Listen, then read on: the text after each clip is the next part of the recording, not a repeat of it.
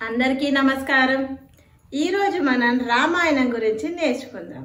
మరి రామాయణం అందరికీ తెలిసిందే, రాముడు సీత లక్ష్మణుడు రావణుడు, ఇది రామాయణ కథ అని మనకు తెలుసు।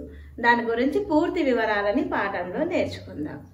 సరే, మన ఇతిహాసం రామాయణం అన్నాడు। మన ఇతిహాసాలు పురాణాలు అనేవి రెండు ప్రక్రియలు విషయాలు ఉన్నవి। మరి ఇతిహాసము అని అంటే ఇది జరిగింది అని ఖచ్చితంగా జరిగిన వాటిని చెప్పేవి ఇతిహాసాలు।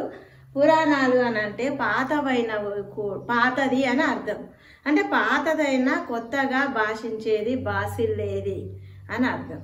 అంటే మనకి పాతదైనా కూడా కొత్తగా అనిపిస్తుంది। అంటే ఇప్పుడు రామాయణం చూడండి, ఎప్పుడో త్రేతాయుగం, మనం కలియుగం అయినప్పటికీ కానీ రామాయణం చదువుతూ ఉంటే మన ఇంట్లో వాళ్ళు, మన అమ్మ నాన్న ఇట్లానే మన అనే ఒక అభిప్రాయం కలుగుతుంది। అంటే ఎప్పటిదో అయినా ఇప్పటిలాగా అనిపిస్తుంది అనేది పురాణం, పాతదైనా కొత్తగా అనిపించేదే పురాణం।